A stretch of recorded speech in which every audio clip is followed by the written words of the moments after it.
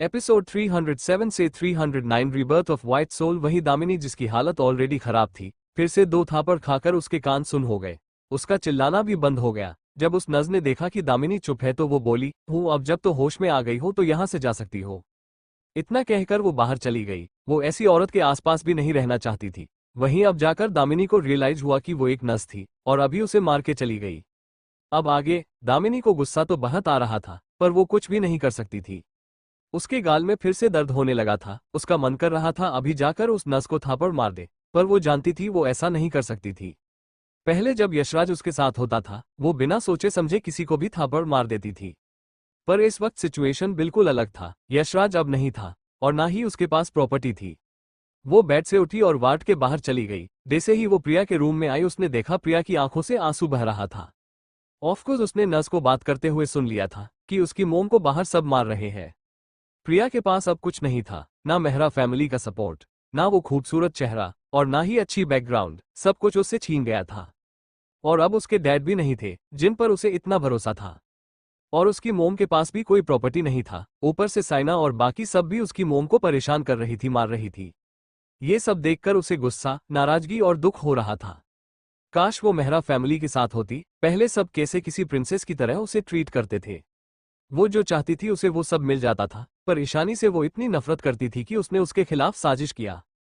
और अब उसके पास कुछ भी नहीं है। ईशानी तो खुश होगी, पर वो यहाँ अपंग होकर बेड पर पड़ी हुई थी। क्या मेहरा फैमिली में किसी को भी उसकी याद नहीं आती होगी? क्या वो एक बार भी उससे यहाँ मिलने नहीं आने वाले हैं? क्या हुआ बच्चा, तुम रो क्यों रही हो? दामिनी चिंता करते हुए बोली। प्रिया ने अपनी मोम को देखा, जिनका चेहरा पूरी तरह से सूजा हुआ था। आंखें, नाक, हाथ सभी जगह चोट लगा हुआ था। अपनी मोम को इस हालत में देखकर उसे बहुत बुरा लग रहा था। उसे बहुत देर में पता चला कि वो उसकी मोम थी। वो तो पहले भी मिली थी, पर वो अपनी मोम के साथ ज्यादा वक्त कभी बीता नहीं पाई थी। प्रिया तो बोल भी नहीं सकती थी। ये सोचकर दामिनी को और भी बुरा लगा। वो प्रिया की सिर पर प्यार से हाथ फेरते हुए बोली, तुम चिंता मत करो बच्चा, मोम तुम्हें जरूर ठीक कर देगी। मैं जरूर किसी अच्छे डॉक्टर से मिलूंगी।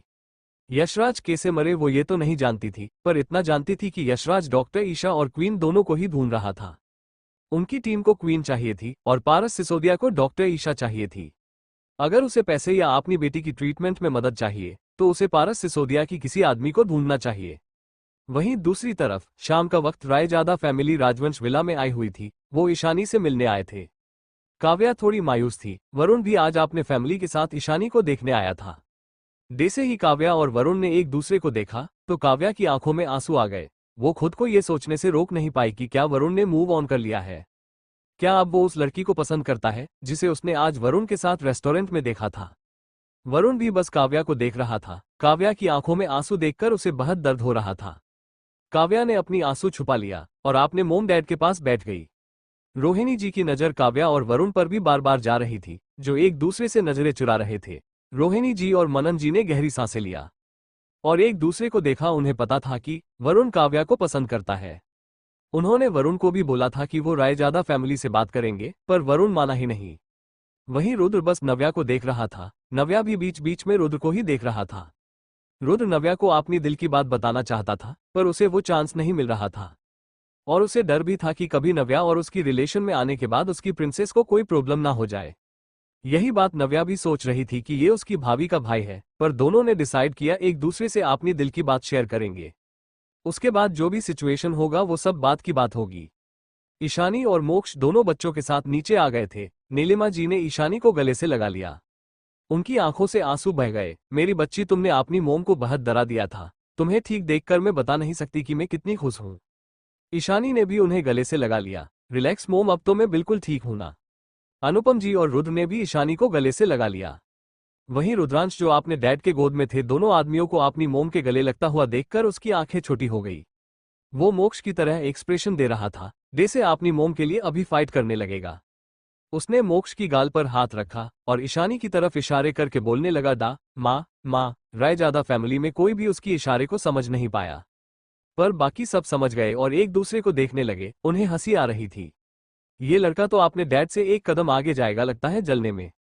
नीलिमा जी कंफ्यूजन से बोली, क्या रुद्र हमारे पास आना चाहता है? इतना की कर उन्होंने उसकी तरफ हाथ बढ़ा दिया, पर रुद्रांश उनकी तरफ से नजर हटाकर अपने डैड के गले में झूल गया। मोक्ष की एक तरफ रुद्रांशी थी, दूसरी तरफ रुद्रांश। मोक्ष ने अपने बेटे को देखा जो उसके गले में अपना मुंह छिपा रहा था। जैसे वो किसी को दर्शन ही ना देना चाहता हो, मोक्ष ने अपनी आंखें छोटी करके उसे घूरा। थोड़ी देर पहले रूम में तो ये लड़का उसकी बीवी से उसे अलग करने के लिए गला फाड़कर रो रहा था, और अब देखो कैसे उसके गले में झूल रहा है। रुद्रांश ने अपने डैडी को देखा, दूसरी तरफ इशारा किया। जैसे कहना चाहता हो, डैड हम अपना झगड़ा बाद में सुलझा लेंगे, आप पहले इन सबको मोम से दूर कीजिए।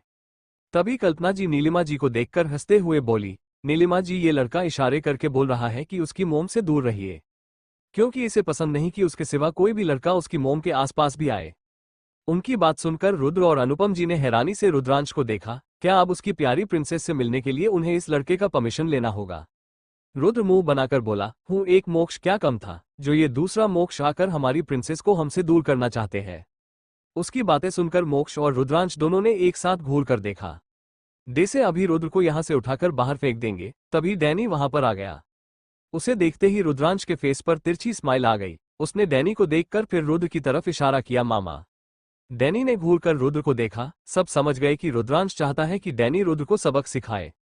अरे सच में मोक्ष बेटा, रुद्रांश 100% तुम पर ही गया है, रोहिणी जी भी हंसते हुए बोली। ये देखकर रुद्र ने एक फीकी स्माइल पास किया, बस वहीं बाकी सब ठहाके लगाकर हंसने लगे। ईशानी ने बस नामे सिर हिला दिया। हाय, ये बाप बेटे दोनों उसे लिए इतना पोसेसिव है कि वो घरवालों को भी उनके पास नहीं आने देंगे। नीलिमा जी और अनुपम जी हंसते हुए बोली, तो इसका मतलब हमारा नाती सिर्फ देखने में ही नहीं बल्कि गुण भी आपने डैड पर गया है।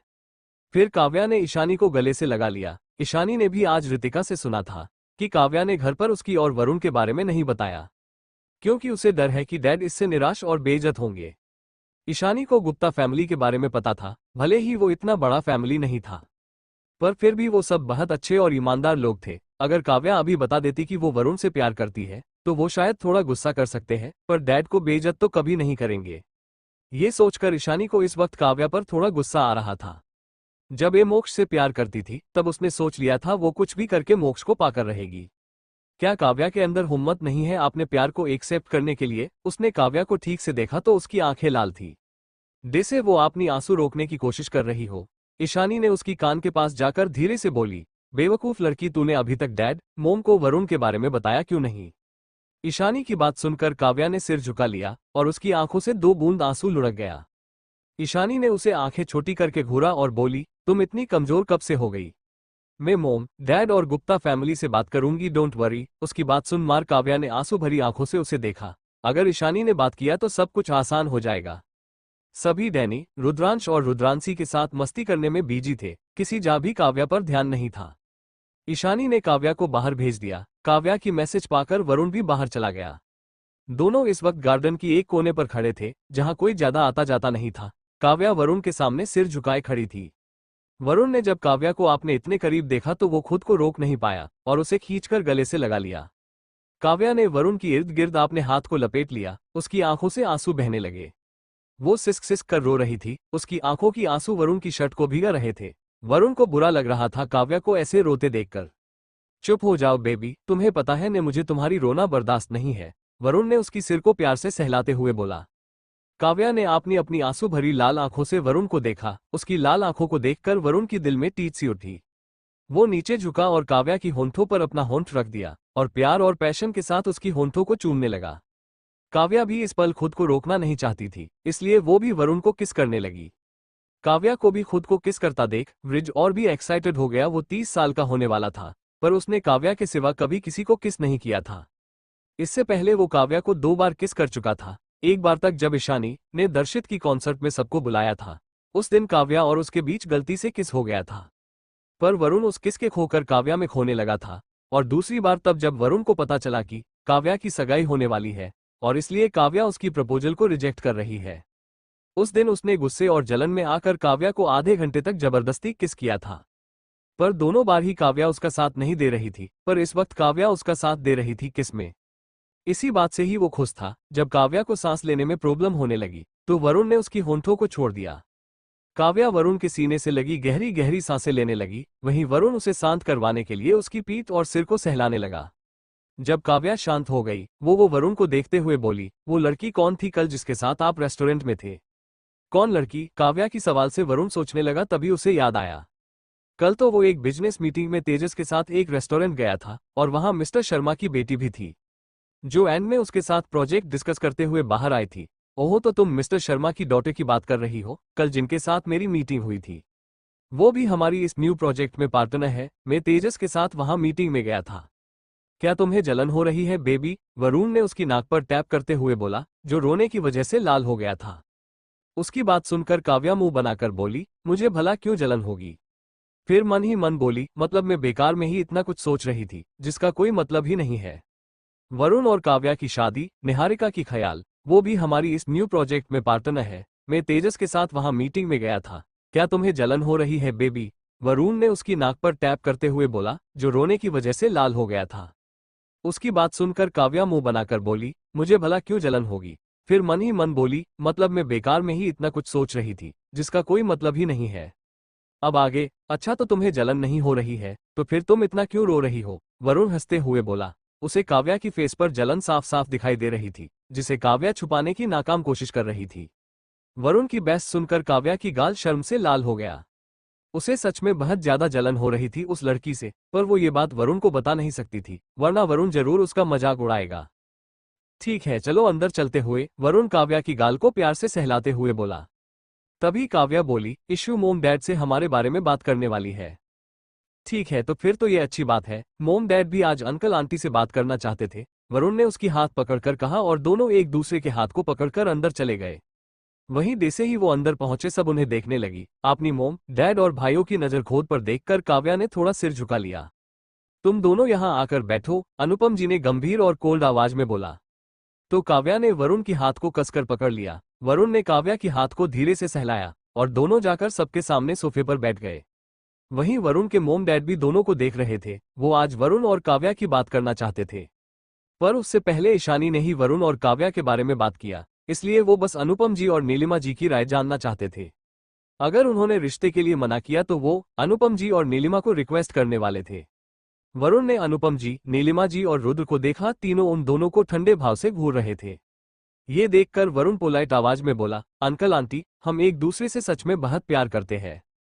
अगर आपको काव्या की चिंता है तो मैं आपको प्रॉमिस करता हूं कि मैं काव्या को कभी कोई दुख नहीं होने दूंगा। मैं हमेशा उसे खुश रखने की कोशिश करूंगा। अगर आपने कभी मुझे काव्या को मिसट्रीट करते देखा तो आप मेरे साथ जो चाहे कर सकते हैं। मैं कभी कुछ नहीं कहूंगा। उसने काव्या की हाथ को टाइटली पकड़ लिया। उसकी आंखों में सच्चाई और काव्या के लिए प्यार साफ दिखाई दे रही थी, को हर कोई देख पा रहा था। वहां का माहौल बहुत गंभीर लग रहा था। तभी नीलिमा जी उन दोनों को देखकर बलाइयां लेकर बोले, दोनों साथ में कितने अच्छे लग रहे हैं। उनकी होंठों पर एक बड़ी सी स्माइल थी। वहीं उनकी बात सुनकर वरुण और काव्या ने हैरानी से उन्हें देखा और फिर एक दूसरे को देखा। माहौल तुरंत लाइट हो गया था। अनुपम जी भी हंसते हुए बोले, हाँ तुम सही कह रही हो, दोनों सच में साथ में बहुत अच्छे लग रहे हैं। आपने मोम डैड की बात सुनकर काव्या की फेस पर स्माइल आ गई। वरुण भी थोड़ा रिलैक्स हो गया। वरुण के मोम डैड भी बहुत रिलैक्स और खुश हो गए। उन्हें लगा नहीं था कि ये सब इतना इजी गोइंग होगा। उन्हें तो लगा था उन दोनों की अनुपम जी और नीलिमा जी को बहुत देर तक कन्विंस करना होगा। तभी रुद्र भी हंसते हुए बोला, आपने जो कहा है उसे याद रखना। अगर मेरी बहन को परेशानी हुई तो मैं आसानी से आपको नहीं छोड़ूंगा। वरुण ने बस हाँ में सिर हिला दिया और बोला, ठीक है, अगर ऐसा कुछ हुआ तो तुम जो चाहे कर सकते हो। नीलिमा जी काव्या की सिर पर आगे आकर प्यार से हाथ फेरते हुए बोली, मेरी नादान बच्ची, तुम कब वरुण और आपने रिश्ते के बारे में बताने वाली थी? अगर आज हमारी बच्ची हमें नहीं बताती तो क्या तुम कभी भी हमें बताने वाली थी? या तुम अपनी प्यार से अलग रहकर हमेशा दर्द में रहना चाहती थी? कोई भी माँ बाप अपनी बच्ची को दुखी नहीं देख सकता बच्चा। हाँ, तो तुम इसलिए इतनी दिनों से इतनी दुखी थी। तुम्हें हमें बताना तो चाहिए था ना। हमें बस बच्चों की खुशी चाहिए। वरुण से मैं पहले भी मिला हूँ। वरुण बहुत अच्छा लड़का है। मैं कभी तुम दोनों की शादी के लिए मना तो नहीं करता। अनुपम जी काव्या और वरुण को देखते हुए बोले, सॉरी डैड, मुझे लगा अगर मैंने ऐसा किया तो शायद सब ये कहेंगे कि आपने अपना वादा तोड़ दिया और आपको सबके बीच अपमानित होना पड़ेगा। काव्या सिर झुकाते हुए बोली। अनुपम जी स्माइल करते हुए बोले, नहीं बच्चा, ऐसा कुछ नहीं होगा। गुप्ता फैमिली के साथ सालों से हमारा अच्छा रिश्ता है। अगर हमने रिश्ता तोड़ दिया तो भी वो कुछ नहीं कहेंगे और तुम्हें भी समझेंगे बेटा। आपने मोम डैड की बात सुनकर काव्या को बहुत अच्छा लगा। वो जल्दी से आपने मोम डैड के पास जाकर दोनों को बारी बारी से हक कर लिया। उसकी खुशी छुपाए नहीं छुप रही थी। Thank you dad, thank you मोम। फिर वो धीरे से ईशानी के गले लग गई क्योंकि बच्चे उसके गोद में बैठे थे। थैंक यू ईशू, तुम मेरी जिंदगी की सबसे बेस्ट इंसान, बेस्ट सिस्टर, बेस्ट फ्रेंड जो जिसे मैं मिली हूँ। तुम हर वक्त हमेशा मेरी हर परेशानी की हल कर देते हो। तभी उसे अपनी गाल पर दो छोटे छोटे मुलायम हाथ महसूस हुआ। उसने देखा तो ये रुद्रांशी की हाथ था, जो उसकी आंसू को सहला रही थी या साफ करने की कोशिश कर रही थी। ये देखकर काव्या ने उसकी गालों पर किस कर लिया। मेरी छोटी ईशानी, बिल्कुल तुम ईशानी की कॉपी हो। ईशानी भी हंसते हुए बोली, अब जब मॉम डैड को तुम्हारी शादी से कोई प्रॉब्लम नहीं है तो तुम्हें भी तेजस और नंदिनी के साथ ही शादी कर लेनी चाहिए। अनुपम जी ने ईशानी को देखा और बोले, बिल्कुल प्रिंसेस सही कह रही है। नीलिमा जी विनीता जी और सुधीर जी की तरफ देखकर बोली, मिस्टर रॉय मिसेस रॉय आपका क्या कहना है? अब जब दोनों बच्चे एक दूसरे से इतना प्यार करते हैं तो क्या हम उनकी शादी करवा दें? उनकी बात सुनकर सुधीर जी और विनीता जी ने हाँ में सिर हिला दिया और बोले, हमें कोई प्रॉब्लम नहीं है शादी जल्दी कराने में। हम तो कब से आपके साथ बात करना चाहते थे वरुण और काव्या की शादी को लेकर, पर वरुण ने ही हमें रोक लिया। पता नहीं दोनों बच्चे जब एक दूसरे से प्यार करते हैं तो कहने में कैसी शर्म। तभी कल्पना जी बोली, बिल्कुल तुमने सही बात कहा। मेरे बेटे को देखो, उसने कभी नहीं छुपाया कि वो ईशानी से प्यार करता है। उसने तो ईशानी से मिलने की 2 दिन बाद ही उससे शादी कर लिया। और अब देखो हमारे पोता पोती दोनों केसें हमारे पास है। कल्पना जी विनीता जी को चिढ़ा रही थी। दोनों पहले से ही अच्छे दोस्त थी। दोनों में ही शर्त लगी थी कि किसका बेटा पहले शादी करेगा। और यहाँ मोक्ष ने बाजी मार लिया। विनीता जी का मुंह बन गया। वो मुंह बनाकर बोली, ठीक है तुम शर्त जीत गई, ज्यादा चिढ़ाने की जरूरत नहीं है। फिर वो नीलिमा जी को देखकर हंसते हुए बोली, अब ये मिस्टर एंड मिसेस रॉय कहने की जरूरत न्यूज है, वैसे भी आप हमारे होने वाली समधी समधन हो। पूरे माहौल में खुशी भर गया था। मोक्ष को किसी से बात कर रहा वो फिर से आकर ईशानी के पास बैठ गया। सब वरुण और काव्या की शादी के बारे में बात करने लगे। तभी विनीता जी बोली, हम कल आपके घर हमारी बहू को सगुन देने आएंगे और हम सगाई की डेट भी पंडित को बुलाकर फिक्स कर लेंगे। सबने हाँ में सिर हिला दिया। ईशानी दोनों बच्चों को सुलाने के लिए चली गई। क्योंकि दोनों बहुत देर से वहां उनके साथ बैठे हुए थे, उन्हें भूख और नींद लग रही थी, इसलिए दोनों ईशानी की सीने पर फेस रब कर रहे थे। मोक्ष भी ईशानी के हाथ से रुद्रांशी को लेकर ईशानी के साथ चला गया। वहीं जेल में सौदामिनी इस वक्त एक सेल में थी। उनके खिलाफ जो भी प्रूफ था उसमें ऐसा कुछ नहीं था। उन्होंने खुद कुछ नहीं किया था, उन्होंने बस प्रिया की कंधे पर बंदूक रखकर चलाया था। वो बस प्रॉपर्टी लेना चाहती थी, बाकी सभी क्राइम तो यशराज ने किया था। उन्हें उनकी साजिश की वजह से सिर्फ 2 साल की सजा मिली थी। ईशानी और मोक्ष मेहरा फैमिली कोई भी उन पर ध्यान नहीं दे रहा था, इसलिए उन्हें इतनी कम ही सजा मिली थी। जब से उन्हें पता चला था कि उनका प्यारा बेटा यशराज मारा गया है, वो गुस्से और दुख से बौखलाई हुई थी। ना तो अब उनके पास पैसा था, जिन पैसों के लिए उन्होंने इतना सब कुछ किया था, और ना उनका बेटा था जो उनकी मदद कर सकता था, और ना ही उनकी फैमिली अब उनसे रिश्ता रखना चाहती थी। आज तक सिन्हा फैमिली से कोई भी उन्हें मिलने नहीं आया है। जेल में कुछ महीने रहकर ही पूरी तरह अलग लग रही थी। ऐसा लग रहा था जैसे उनकी उम्र और भी 10 साल ज्यादा हो गई है। पहले वो अपनी खूबसूरती को मेंटेन करने के लिए पार्लर जाती थी, पर यहाँ उनकी झुर्रीदार स्किन साफ दिखाई दे रही थी। वो कैसे भी करके दामिनी से कांटेक्ट करना चाहती थी। उन्होंने न्यूज में दामिनी को देखा था जो खुद मुश्किल सिचुएशन में थी। सौदामिनी जी ने एक लड़की को बहुत सारा पैसा देने का वादा किया था ताकि वो उसे एक फोन कॉल करने दे, क्योंकि वो लड़की बहुत बड़ी गैंग मेंबर थी और वो चोरी छुपे फोन अपने पास रखती थी। थोड़ी देर बाद वो लड़की धीरे से सौदामिनी की सेल में आई और अपने पास उसने जो फोन छिपा रखा था उसे सौदामिनी को दे दिया। सौदामिनी फोन देखकर खुश हो गई। जल्दी से उसने किसी को कॉल किया और कुछ देर बात करने के बाद उसने उस लड़की को फोन लौटा दिया और बोली, तुम्हें तुम्हारी पैसे मिल जाएंगे। वो लड़की सेल से बाहर चली गई। अगर सौदामिनी पैसे नहीं दे रही तो सौदामिनी का जीना वो यहाँ जरूर हराम कर देती। वहीं दूसरी तरफ एक छोटे से विला के मैन हॉल में कुछ लोग बैठे हुए थे। ये भार्गव फैमिली थी। उन लोगों ने अपना बिजनेस को इंडिया में शिफ्ट कर लिया था, क्योंकि उन्हें बहुत लॉस हो रहा था। इंडिया में राजवंश फैमिली की भरोसे वो यहाँ अपनी बिजनेस को ऊपर ले जा सकते थे। तभी निहारिका थोड़े गुस्से और निराश होकर बोली, वो ईशानी वो तो बिल्कुल ठीक ही गई है। जया जी सिर हिलाकर बोली, तुम मोक्ष के बारे में भूल जाओ, वो लड़की बहुत ज्यादा चालक है। तभी पुनीत जी जो निहारिका के डैड थे, वो चिढ़ते हुए बोले, मोम एज आप पहले इनिशिएट करती और निहारिका की शादी पहले ही उस मोक्ष के साथ करवा देते तो अभी हम राज करते। आपने बेटे की बात सुन मार जया जी उसे घूरते हुए बोले, तुम्हें क्या मोक्ष कोई बच्चा लगता है? अगर उसे निहारिका पसंद नहीं थी तो उसे कोई भी शादी के लिए फोर्स नहीं कर सकता था। निहारिका तो मेरे साथ पहले कई बार राजवंश विला गई थी। मैं उसे वहां किस लिए लेकर जाती थी? सिर्फ इसलिए ताकि वो मोक्ष के साथ अच्छा रिलेशन बना सके।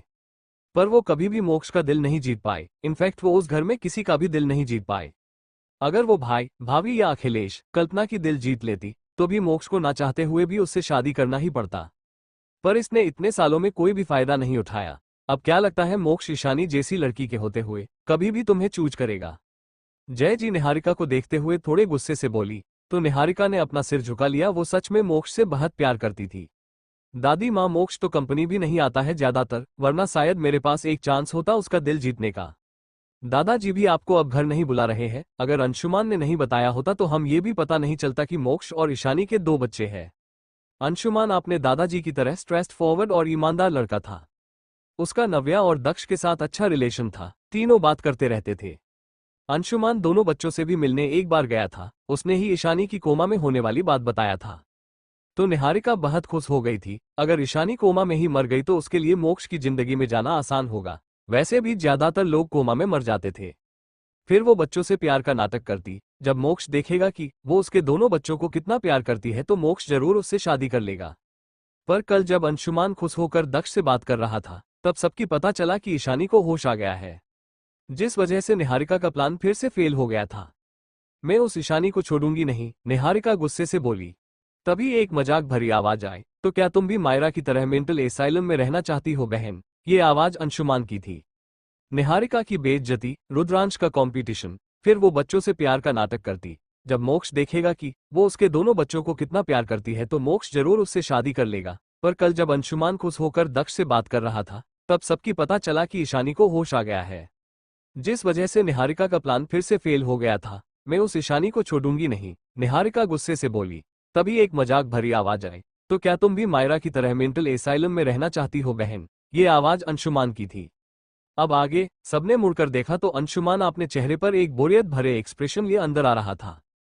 उसने अपनी बहन की सारी बातें सुन लिया था। उसे निहारिका पर इस वक्त बहुत गुस्सा आ रहा था। कोई कैसे किसी और की जिंदगी को इतनी शिद्दत से बर्बाद करने के बारे में सोच सकता है, खास करके कि ईशानी जैसी इतनी बड़ी डॉक्टर जिसे लोग भगवान मानते हैं, जिन्होंने कुछ महीने पहले एंटीडोट बनाकर करोड़ों लोगों के जान को बचाया था। उसकी मौत हो जाए ये कोई कैसे सोच सकता है, वो भी सिर्फ अपनी स्वार्थ के लिए, ताकि ईशानी के बाद वो मोक्ष की जिंदगी में आसानी से जा सके। उसे अपनी बड़ी बहन की सोच पर ही गुस्सा और तरस आ रहा था। वहीं अंशुमान ने जब मायरा की हालत का जिक्र किया तो निहारिका अंदर तक कांप गई। वो उस बारे में सोचना भी नहीं चाहती थी। उसने सुना था कि मोक्ष ने मायरा के साथ क्या किया था, क्योंकि उसने ईशानी को नुकसान पहुंचाने की कोशिश किया था। इसलिए वो मायरा से मिलने गई थी। पर मायरा को देखकर वो हैरान थी। मायरा जो पर एक एलिगेंट लड़की और इतनी खूबसूरत थी, पर उस वक्त उसकी फेस पर अनगिनत दाग थे और वो किसी पागल की तरह बिहेव कर रही थी। एक नर्स को उसने बताते हुए सुना था कि मायरा ने जब अपनी फेस को देखा तो उसकी मेंटल हेल्थ खराब होने लगी और तब से वो पागलों की तरह बिहेव करने लगी, इसलिए उसे मेंटल हॉस्पिटल भेज दिया गया था। फिर नीलेश जी और संगीता जी ने जयदेव के आगे घुटने टेक दिया और उनसे पैसा और कनेक्शन के जरिए गोयनका फैमिली ने मायरा को एब्रॉड भेज दिया, ताकि वहां पर उसकी ट्रीटमेंट हो सकते और सर्जरी के बाद शायद उसकी फेस थोड़ा नॉर्मल हो जाए, जिस वजह से मायरा की मेंटल कंडीशन भी ठीक हो जाए। तुम अपनी बहन से ये किस तरह बात कर रहे हो अंशुमान? पुनीत जी और प्रियंका जी अंशुमान को डांटने की अंदाज में बोले। तुम तो दक्ष और नव्या के साथ क्लोज हो, उल्टा तुम्हें तो अपनी बहन की मदद करनी चाहिए ताकि वो मोक्ष की जिंदगी में जा सके और राजवंश फैमिली की बहू बन सके। पर तुम अभी भी कुछ नहीं समझते, जया जी भी उसे घूरते हुए बोली। अंशुमान उनकी बात सुनकर हंसने लगा। वो हंसते हुए बोला, तुम लोगों को क्या लगता है मोक्ष भाई कोई बच्चे है कि कोई भी उनकी जिंदगी में घुस जाए? और जब उनके पास इतनी प्यारी आउटस्टैंडिंग वाइफ है तो वो आपकी बेटी जैसी कचरे की तरफ देखेंगे भी नहीं। अंशु, निहारिका गुस्से में चिल्लाई। आपने ही छोटे भाई के मुंह से अपनी बेइज्जती वो बर्दाश्त नहीं कर पा रही थी, और वो भी ईशानी की तारीफ कर रहा था। ईशानी हर पहलू में उससे बहुत आगे थी। ये बात निहारिका अच्छे से जानती थी, पर वो ये बात मानने को तैयार नहीं थी। वो नहीं चाहती थी कोई भी ईशानी की तारीफ उसके सामने करे, और यहाँ तो तारीफ करने वाला उसका छोटा भाई था। क्या हुआ, मैंने क्या गलत कहा? क्या आपके पास एक भी ऐसी कोई स्किल है जिससे आप ईशानी भाभी को आउटशाइन कर सकती हो? मुझे तो लगता है आपको बस चले चलने के सिवा कुछ भी नहीं आता है। अगर सच कहूं तो अगर ईशानी भाभी नहीं भी होती तो भी मोक्ष भाई आपको एक नजर देखते तक नहीं, क्योंकि उनकी नजरों में आप एक जोकर के सिवा कुछ भी नहीं है। उसका उदाहरण तो है ना खुद आप। जब ईशानी भाई भाई के जिंदगी में नहीं आई थी तब भी मोक्ष भाई आपको एक नजर देखते तक नहीं थे। आप मानो या ना मानो, आपके लिए उनकी आंखों में घिन के सिवा कुछ नहीं है। उनके लिए आपकी एक्सिस्टेंसी मायने नहीं रखती है। वो आपको कचरे की बराबर मानते हैं। और अगर फिर भी आपके अंदर इतनी हिम्मत है कि आप ईशज भाभी को टारगेट करना चाहती है तो फिर करिए, इससे मुझे क्या। आप भी उस मायरा की तरह मेंटल हॉस्पिटल या अपंग होकर मिलेगी। मायरा को तो जयदेव दादाजी ने मोक्ष से एहसान की तरह रिक्वेस्ट करके बचा लिया था, पर आपका क्या, आपको कौन बचाएगा? मुझे नहीं लगता हमारे दादाजी आपको बचाने के लिए कभी भी मोक्ष भाई या बड़े नाना जी को फोन करेंगे। वैसे भी उनकी तबीयत ठीक नहीं है, वो ठीक से बात भी नहीं कर सकते और आपने और डैड ने उनकी कंपनी को भी बर्बादी के कगार पर ला दिया था। इसलिए भी दादाजी गुस्से में है, वो आपको कभी नहीं बचाएंगे। अंशुमान तुम बहुत बोल रहे हो, क्या तुम अपनी बड़ी बहन के खिलाफ जहर उगलता बंद करोगे? प्रियंका जी गुस्से से चिल्लाए। पुनीत जी भी गुस्से से बोले, तुम अपनी हद पार कर रहे हो। श्यो, मुझे भी कोई शौक नहीं है आप सबसे बात करने का, जो बस प्लानिंग प्लॉटिंग करके दूसरे की जिंदगी में घुसने के बारे में सोचते रहते हैं। इतना कहकर अंशुमान गुस्से से फिर से घर से बाहर चला गया। अब वो ज्यादातर घर से बाहर रहने लगा था, अपनी फैमिली की इस हरकतों से वो तंग आ गया था। उनका बिजनेस कब्जा बर्बाद हो चुका होता, पर बड़े नाना जी मतलब नरेंद्र जी ने उनकी थोड़ी मदद कर दिया था, इसलिए वो लोग इंडिया में सेटल हो पाए। फिर भी ये लोग मोक्ष के जिंदगी में घुसने की कोशिश कर रहे हैं। वो तो बस उन्हें चेतावनी दे रहा था, अब वो सब उसकी बातें सुनेंगे या नहीं ये उन लोगों की मर्जी थी। वो मोक्ष को अच्छे से जानता था, वो ईशानी पर खरोच भी बर्दाश्त नहीं कर सकते थे। अगर उसकी बहन खुद ही मौत के मुंह में जाना चाहती है तो वो क्या कर सकता है? उसने तो पहले भी अपनी बड़ी बहन और बाकी लोगों को समझाने की कोशिश किया था, पर वो लोग उसकी बात सुनने को जब तैयार नहीं है तो अब उन्हें खुद ही सब भुगतना होगा। वहीं उसके जाने के बाद चारों ने गुस्से से अपने दांत पीस लिया। ये लड़का कभी नहीं सुधरेगा, पता नहीं ये अपनी बहन का साथ क्यों नहीं देता, प्रियंका जी गुस्से से बोली। जया जी हाथ दिखाकर बोली, अंशुमान ने पूरी तरह से गलत भी नहीं कहा है। मोक्ष के जिंदगी में जाना आसान बात नहीं है, और ना ही मोक्ष निहारिका को पसंद करता है। ईशानी के लिए मोक्ष पूरी तरह से पागल है, मुझे लगता है तुम्हें ईशानी से कभी नहीं उलझना चाहिए। उनकी बात सुनकर निहारिका गुस्से और नफरत से भर गई। वहीं दूसरी तरफ रायजादा फैमिली और रॉय फैमिली के सभी लोग चले गए थे। मोक्ष के रूम में मोक्ष ईशानी को अपने हाथों से खाना खिला रहा था, जो कल्पना जी ने ईशानी की स्पेशल डाइट चार्ट के हिसाब से बनाया था। वहीं दोनों बच्चे उठ गए थे और एक बड़े से पालने में बैठे हुए थे जो सोफे के साइड में था। उसके चारों तरफ सपोर्ट सिस्टम था, नीचे गद्दा था ताकि बच्चे अगर गलती से भी गिर जाए तो भी उन्हें कोई चोट ना आए। उनका नींद बहुत कम टाइम के लिए ही होता था, वो दोनों ही ज्यादातर एक्टिव रहते थे। रुद्रांशी अपनी मोम और डैडी को देखकर हंस रही थी, जैसे वो बहुत खुश हो कि उसके डैडी उनकी मोम को प्यार से खाना खिला रहे हैं। वहीं रुद्रांश मोक्ष को घूर रहा था और अपनी मोम की तरफ हाथ बढ़ा रहा था। क्या हुआ, क्या तुम्हें मेरी बीवी को खाना खिलाते वक्त भी चैन नहीं है, जो तुम मुझे घूर रहे हो और यहाँ आना चाहते हो? मोक्ष रुद्र को घूरते हुए बोला। तो रुद्र ने फिर से अपना हाथ बढ़ा दिया, तो मोक्ष ने एक हाथ बढ़ाकर उसे उठा लिया और आपने गोद में बैठा दिया। वरना ये लड़का ऐसे ही करता रहता। मोक्ष ने गोद में आते ही रुद्र खुश हो गया। ईशानी ने उसकी सिर को प्यार से सहलाया, उसे हंसी आ रही थी कि उनके छोटे से बेटे ने कैसे उसके डेविल पति को परेशान करके रखा है। तभी रुद्र ने बोल से स्पून में थोड़ा खिचड़ी भर के उठा लिया, और जैसे मोक्ष ईशानी को खिला रहा था ठीक वैसे ही आपने छोटे छोटे हाथ से रुद्र ने चमचे को ईशानी की मुंह की तरफ बढ़ा दिया। ये देखकर ईशानी हैरान हो गई और दिल ही दिल में खुश भी।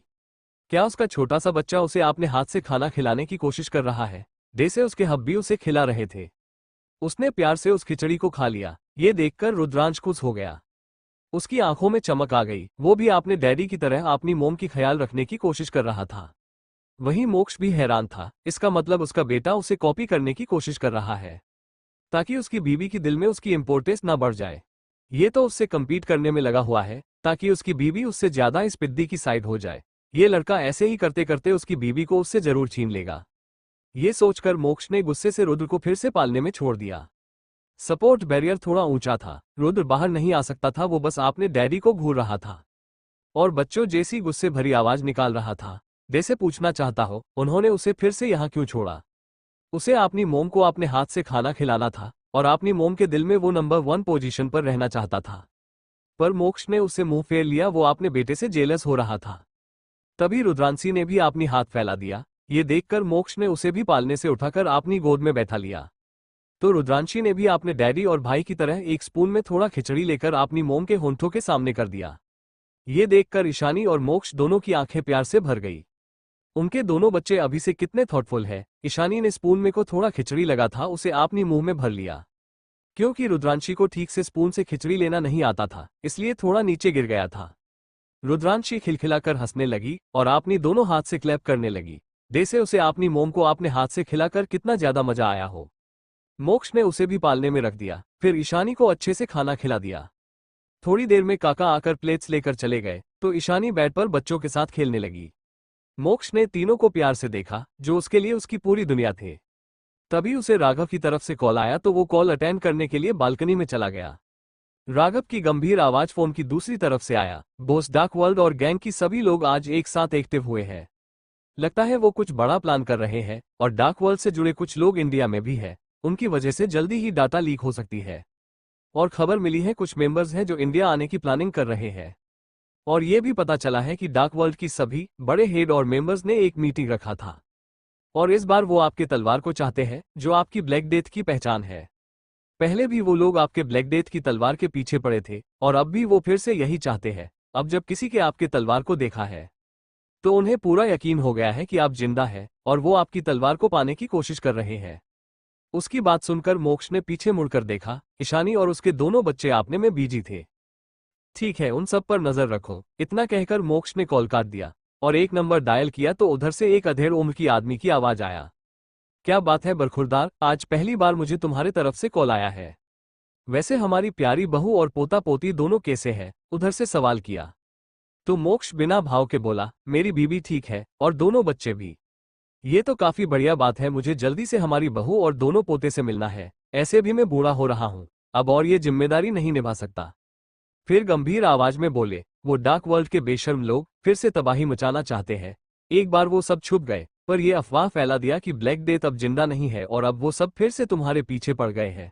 फिर वो सर्द मगर मजाक भरी आवाज में बोला, उन्हें क्या लगता है अगर वो एक बार बच गए तो इस बार भी सब बच जाएंगे? वो सब एक साथ आपने बिल से तो नहीं निकलेंगे, वरना एक साथ सबको मारने में और भी इजी होता।